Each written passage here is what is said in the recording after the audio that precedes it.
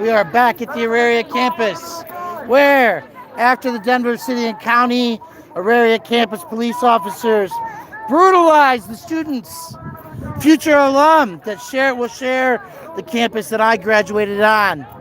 We're filming the ground so you don't see anybody's faces, but what I want you to see is that after the police left, the tents are going back up. The occupation of the Auraria campus in April here of 2024 is happening again. Oh, you're such a beautiful one, aren't you? Yes, hello. Hi. The water's here, the tents are here. I don't care if you make us take them down, they said. We're putting them back up. We're taking over as a people the right to speak. Right? The Thunderdome lives again. For those of you who were here during the occupation of Wall Street, occupied Denver in 2011,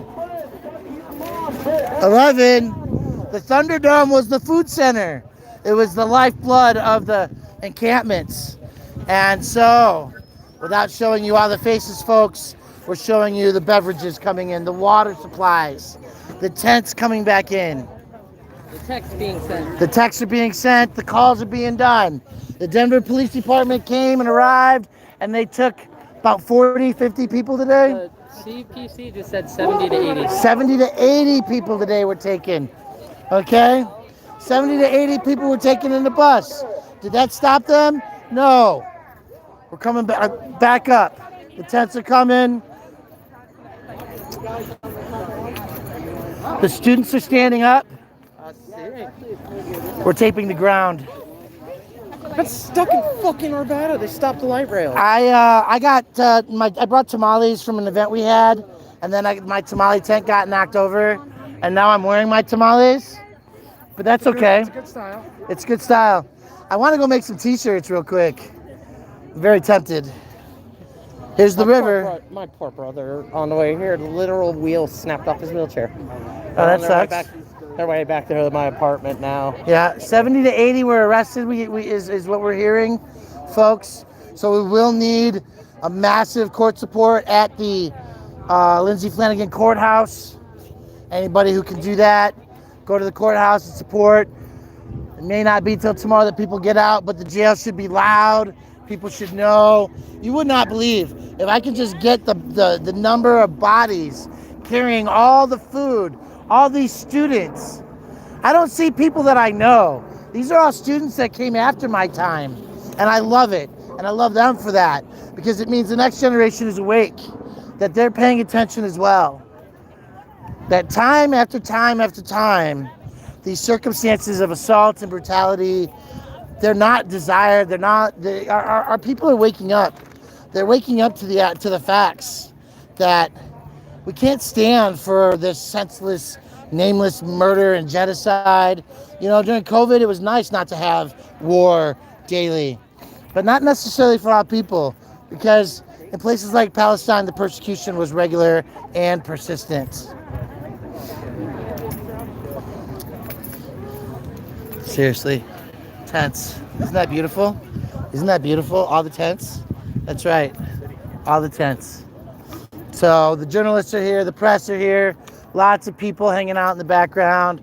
The Auraria police officers back on site. Just a couple of pigs hanging out over here. Should we go ask them for their names and badge numbers?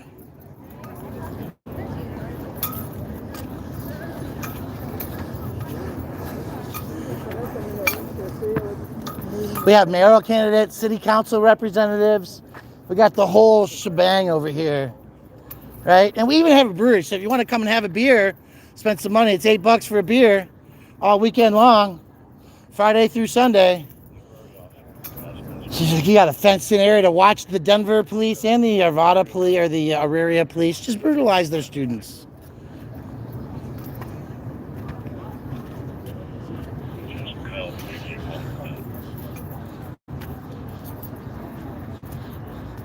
Anybody can ID these faces. These are the people who are making the decisions today.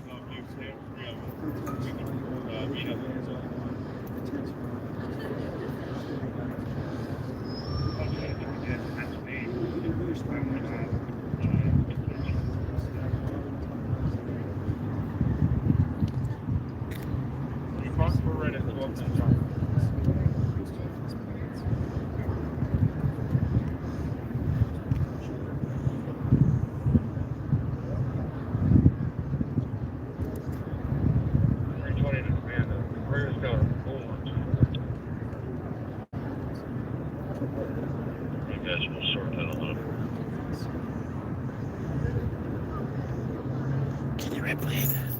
Can you read lips? Get those faces. Get those faces. Yeah, so there's our decision makers making decisions for the best of the student body.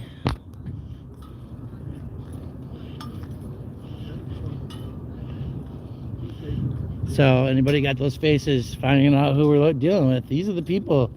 Those are the people making the decisions today.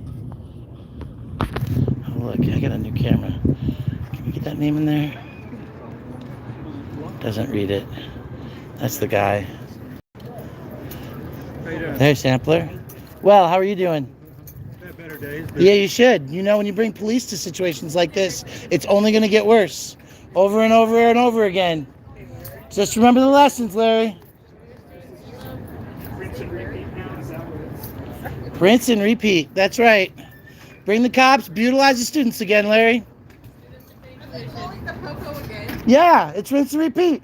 Tear it down, beat them up, set it up. Tear it down, beat them up, set it up. Right? I'm an alumni here. I paid. Listen, we help put these bricks up, right? Right? So, rinse and repeat. That's what they're calling it. Well, hey, thank you for bringing the tamales, and I'm so sorry that they shoved you into them. Look at that, look at that, look at that. I'm wearing the tamales. Ah!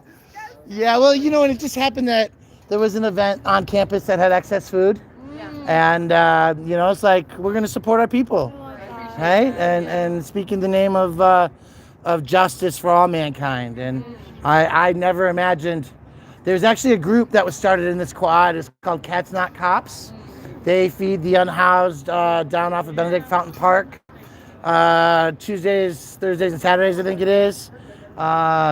If you've ever heard of Mutual Aid Mondays, that got started because of the George Floyd protests and the signs of brutality and continuous efforts to find a balance. And you know what? We took over, right? Now outside of City Hall, 300 a week get served. On Sundays downtown Denver, you know, when the law came out, the cops used to kick our food tables over all the time.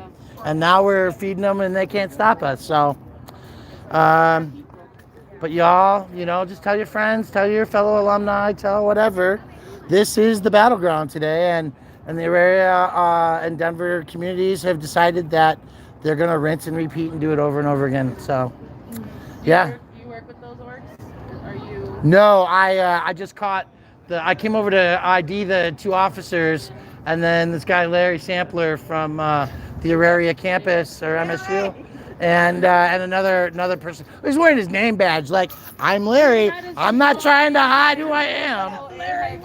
Larry. So. We got one of the three campuses working to call the cops, but then AHEC decided to call them. Yeah.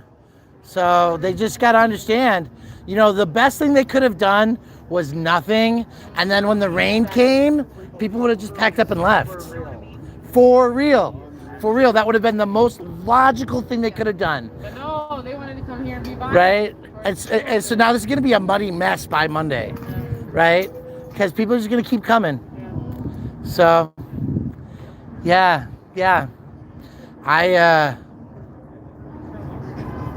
love it. Tax dollars, best place. Right? Well, you know, these march and protests, when they get going and really get going, it's great exercise. It is. Right. Keeping our people moving. Keeping them moving, healthy.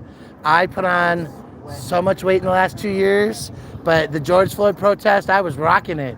200 days almost in a row. Right? Good to see you, friend. Good. How you doing? So we just heard Larry Sampler of the of Metropolitan State University say that it's going to be a rinse and repeat. So we expect them to come back and do this again later. Yeah, this is not over. Yeah. The cops, I mean, we chased them off. They'll be back. Yeah. They'll be back. Indeed. So guys, I'm gonna save some battery. I'm gonna go get some clothes printed and come back with some freebies, and maybe I will get rid of the tamale stains. Maybe I won't. Keep them for the. Keep them for the day. You know what they did. Yeah. For the scent. We'll talk to y'all soon. Yeah.